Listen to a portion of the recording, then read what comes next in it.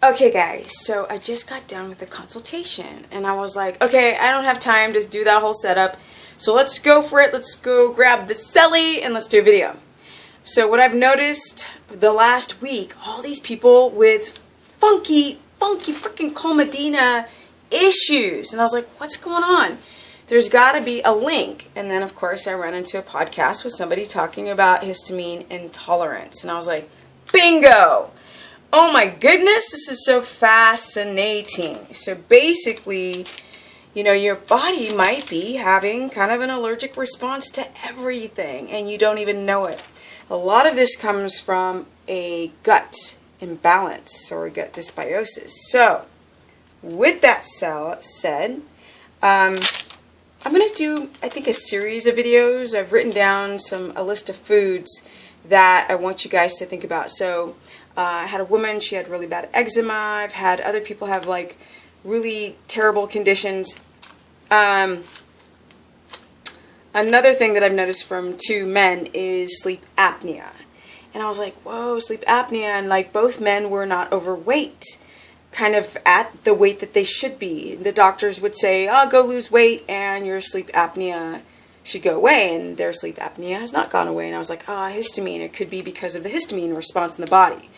So an overactive immune response. So what I want you guys to do, who are trying to keto adapt, and you can't understand why your glucose is high in the morning, and you're doing everything right, your protein is in the right range, your vegetable carbs are supposedly in the right range, and your fat is like up towards 200 grams of fat, and you're like, I go to bed by 10. Like both men were like, it's very ironic. I got these 2 men in a row, but they were all saying like, we go to bed. I was like, all right.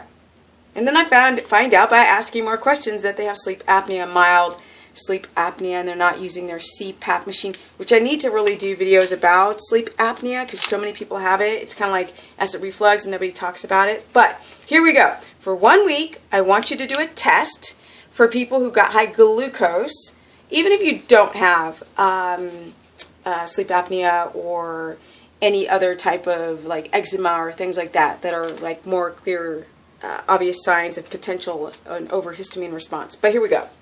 I want you to cut out shellfish, canned fish, fish.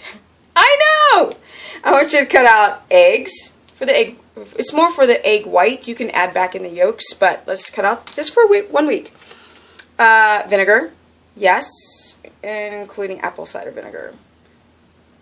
Leftover meats, because that can create a histamine response. No leftover meats, fresh meats, even though they're not fresh.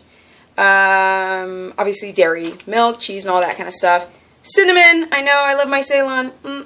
Okay, herbal teas, yes, no herbal teas, no chocolate, no berries, cacao, mustard. Fish, yes. And believe it or not, I want you to cut out spinach, but eat a lot of avocados. You don't like avocado? Get over it. You have an avocado allergy? Kale. But you need the potassium. That's another video of the potassium-sodium balance. A lot of you guys are off. And so you get pounding, headaches, or low blood pressure is a sign of those two not being in balance. But this video is about histamine intolerance.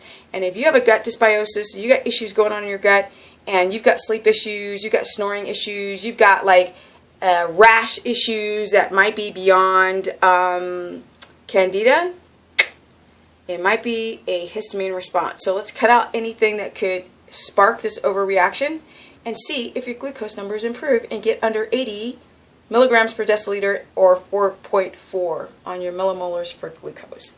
Peace out. Oh, if you want to learn more, go to stephanieperson.com, Stephanie Business Person on my Facebook fan page, or Stephanie Ketogenic on my Instagram to learn more. Peace out.